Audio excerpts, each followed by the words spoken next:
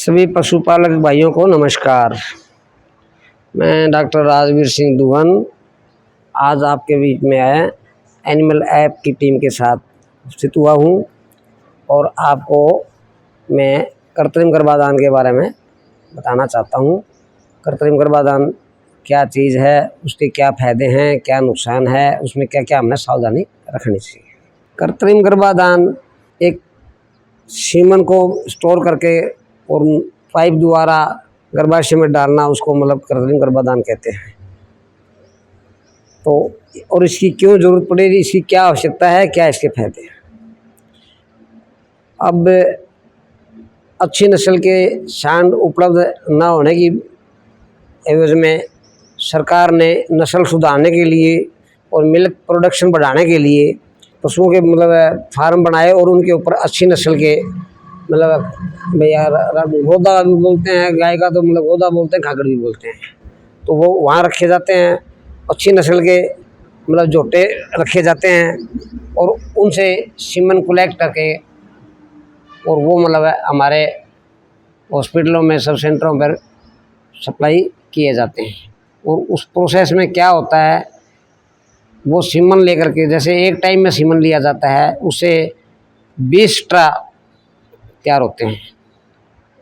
एक टाइम का जो डिस्चार्ज होता है उससे 20 ट्रा तैयार होते हैं और उसको फिर लिक्विड नाइट्रोजन गैस में रखा जाता है और उसकी लाइफ, अगर आप लिक्विड नाइट्रोजन गैस के अंदर रखोगे तो उसकी सीमन की लाइफ रहेगी कम से कम भी लगभग 400 वर्ष तक, वो ख़राब नहीं होता है। अगर आपने मतलब उसको लिक्विड नाइट्रोजन गैस के बगैर रख दिया तो वो आधा घंटा में ख़त्म हो जाएगा। ये बहुत अच्छी पत्ती है, बहुत बढ़िया पत्ती है। इसके सारे फ़ायदे ही फ़ायदे हैं, सिर्फ नुकसान 2 ही हैं इसके। ये महंगी पत्ती है। दूसरा इसका नुकसान ये है, जो इंसेमिनेटर है वो जानकार नहीं है तो वो हमारे पशु को परमानेंट नुकसान पहुंचा सकता है और इसका कोई नुकसान नहीं है, सब फ़ायदे ही फ़ायदे हैं इसके। अब अपने जैसे भैंस का जो है मुर्रा नस्ल अपनी भारतवर्ष की सबसे टॉप वर्ष की नस्ल है, इससे बढ़िया कोई भैंस में नस्ल नहीं है। ये जो मुर्रा नस्ल के जो बेल्ट है वो हरियाणा के बहादुरगढ़ से स्टार्ट होती है और पंजाब में बठिंडा तक की मतलब ये बेल्ट जो है ना, ये मुर्रा बेल्ट है। डॉक्टर साहब, मैं आपसे ये जानना चाह रहा था कि एक पशुपालक एआई करवाते समय किन बातों का ध्यान रखे कि मैंने अपने पशु की एआई करवाई और उसके बाद मैं पशु को क्या खिलाऊं पिलाऊं, कुछ ठंडा गर्म दूं ना दूं, ऐसी मैं आपसे जानकारी जानना चाह रहा था कि एक आम पशुपालक का क्या सावधानियां बरतें और डॉक्टर लोग क्या सावधानियां बरतें। ठीक बात है आपकी, आपने बढ़िया क्वेश्चन किया है। इसमें आपको क्या करना है, जैसे एआई हमने कृत्रिम गर्भाधान करवाना है, उसमें हमें क्या सावधानी रखनी है। जैसे हमारा पशु ईट में आता है तो हमारे पशुपालकों को मतलब पूरा ज्ञान ना होने के कारण से पशुपालक उसको मतलब उसी टाइम भाई या हॉस्पिटल लेके जाओ या किसी इनिशिएटर को मतलब घर पर बुलाओ, तो वो फ़ोन करके बुला लेते हैं और वो तुरंत आकर के उसको एआई करके चले जाते हैं। तो उसका वो गलत तरीका है। एआई करवाने का भी एक कोई समय निर्धारित है, उसके हिसाब से मैं आपको बताऊंगा। उसको उस समय के बाद ही मतलब आप डॉक्टर को बुलाओ, उसके बाद मतलब या डॉक्टर के पास लेके जाओ। मतलब ये नहीं कि अपना पशु बोलर आपने मतलब उसको फ़ोन कर दिया और वो आगे टिक्का रख के चला गया, तो वो मतलब है आपकी भैंस या गाय मतलब गर्भधारण नहीं करेगी। क्यों नहीं करेगी, उसका एक कारण है। एस्ट्रोजन हार्मोन बढ़ता है, स्टार्ट होता है जब पशु हीट में आता है तो उसका लेवल बढ़ता है। वो 12 घंटे तक एस्ट्रोजन हार्मोन का लेवल बढ़ता है। तो अगर हमने नेचुरल सर्विस करवानी है, गोदे से या झोटे से मतलब करवाना है, तो भी हमने 8 से 10 घंटे बाद मतलब उसको मतलब हमने मतलब ज्ञापन करवाना चाहिए। एक तो इस बात का ध्यान रखना है, उस चीज़ का हमारे पशुपालक ध्यान बिल्कुल नहीं रखते। और अगर हमने कृत्रिम गर्भाधान करवाना है, टिक्का लगवाना है, तो मिनिमम 12 घंटे के बाद। और क्योंकि 12 घंटे के बाद में मतलब ये जो एस्ट्रोजन हार्मोन है नहीं, वो शांत होना शुरू हो जाता है, ठीक है। और उसको धीरे धीरे शांत होने में 12 घंटे लगते हैं। हमारे जो इंडिया के देसी पशु हैं उनका हीट पीरियड मतलब 24 घंटे का ही माना जाता है। तो उसमें भी अगर आप टिक्का रखवाते हो तो चाहे गाय हो चाहे भैंस हो, उसमें आप हीट में आने के बाद में कम से कम भी 17-18 घंटे के बाद में उसको आप मतलब कृत्रिम गर्भाधान कराओ तो आपका पशु 100% रहेगा। ठीक है। ठीक है। हाँ, अगर उसके बाद आप करवाते हो तो उसमें कई बार क्या है वो लेट ईट में हो जाता है, उसमें मतलब कुछ परसेंट चांसेस कम हो जाते हैं। जी। और जो एचएफ की जो गाय है ना, वो कम से कम भी मतलब मिनिमम 24 घंटे से 36 घंटे, मान लो 48 घंटे तक वीट में रहती है। उनमें थोड़ा आप कृत्रिम गर्भाधान लेट करवाएं तो उसमें आपको कोई दिक्कत नहीं है, उसमें बल्कि फ़ायदा है। लेकिन हमारे देसी जो पशु हैं, हमारी जो गाय है, मतलब इंडियन जो गाय हैं और जो भैंस हैं, इनके अंदर हमारा मतलब टाइम पीरियड यही है, 24 घंटे का हीट पीरियड होता है इनका होता है। इसलिए हमें जो मीडियम हीट बोलते हैं, जिसको मध्य हीट बोलते हैं, जो 17 से 18 घंटे का टाइम होता है, उसमें हमने यही करवानी चाहिए। अभी और जैसे कि आपने एआई हो गई, आपने टाइम पीरियड बताया कि 17 से 18 घंटे हो गए, एआई हो गई, उसके बाद पशुपालक को क्या सावधानी रखनी चाहिए, उसको क्या खिलाना चाहिए, क्या पिलाना चाहिए? उससे कुछ नहीं फर्क पड़ता। जो नॉर्मल आप चारा दे रहे हो, नॉर्मल पानी दे रहे हो, वो देते रहो, उससे कुछ नुकसान नहीं होता।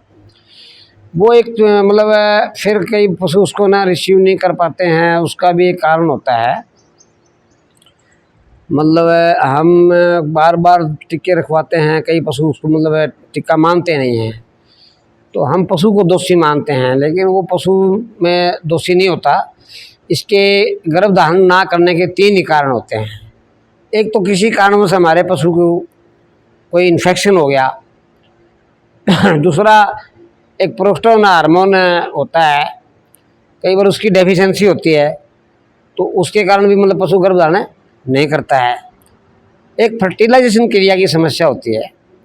फर्टिलाइजेशन क्रिया की समस्या, जो ये 3 ही कारण होते हैं और चौथा कोई कारण नहीं होता पशु को गर्भधारण ना करने का। उसको क्या क्या है, जैसे अगर इन्फेक्शन है तो जब पशु हीट में आएगा, जो स्त्राव देते हैं तो उसके अंदर मतलब आपको पस मिलेगी, या उसमें कोई ना कोई ब्लड मिलेगा, कुछ न कुछ उसके अंदर आपको स्त्राव साफ नहीं मिलेगा। अगर स्त्राव साफ नहीं है तो ये समझो कि आपके पशु के कोई कारण से इन्फेक्शन हो गया है, उसकी आप सफाई करवाओ। और सफाई का इसका टाइम लगातार 3 दिन का होता है, मिनिमम 3 दिन उसकी सफाई करवाओ। उसके बाद में उसको अच्छी क्वालिटी का बढ़िया 50-50 ग्राम डेली मिनरल मिक्सचर दो। तो फिर दोबारा 20 दिन के बाद में आपका पशु बोले ना, तो उसको उसकी आप इग्नोर कर दो, टाल दो उसको। उसके बाद सेकंड टाइम बोले तो आप उसको मतलब ज्ञापन करा दो, तो आपका पशु 100% रह जाएगा। जी। और आपका स्त्राव भी नॉर्मल आ रहा है, पशु हीट भी में भी नॉर्मल है, और मतलब नॉर्मल जो हीट पीरियड है, इतनी हीट में मतलब टाइम के हिसाब से भी हीट में सही है, और तो भी रिसीव नहीं कर रहा है, तो उस टाइम में उसके अंदर हाइड्रोप्रोस्टेरोन हार्मोन की डेफिशिएंसी हो सकती है। उसमें क्या करना आपको, जैसे पशु को गर्भधारण किया उसके 7 घंटे के बाद में हाइड्रोप्रोस्टेरोन का इंजेक्शन आता है, वो आप उसके इंजेक्शन लगवा दो। तो और हाइड्रोप्रोस्टेरोन का काम क्या है, वो गर्भ की सुरक्षा करता है।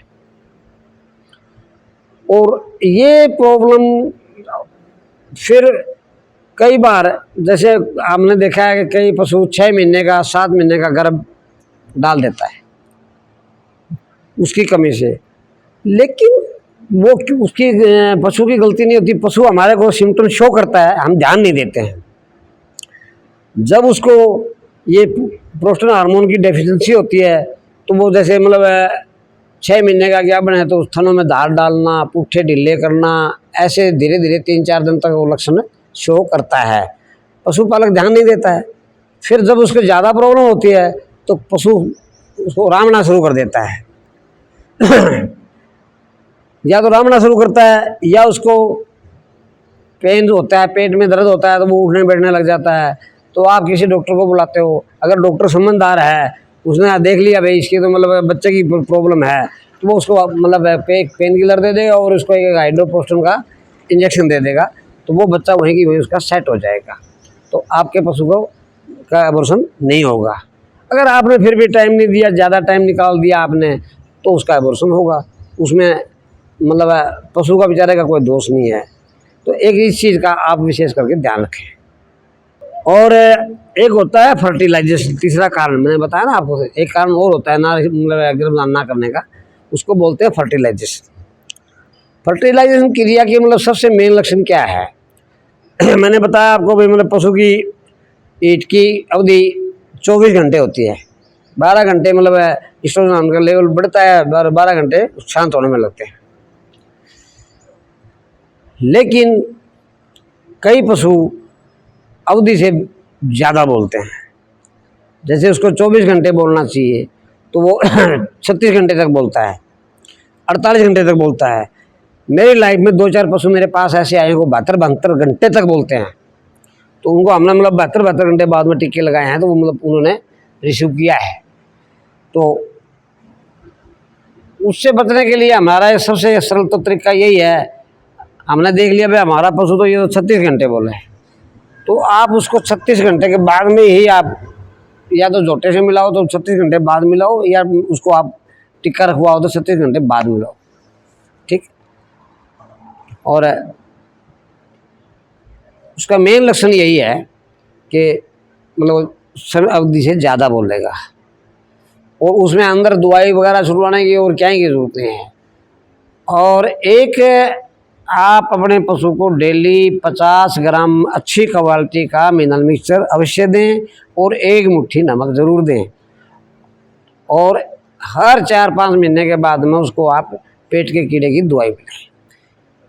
और अच्छा मिनरल मिक्सचर दोगे तो आपके पशु में शरीर दिखाने की, ये पशु को बार बार रिपीट होने की, इन समस्याओं से आपको निजात मिल जाएगी।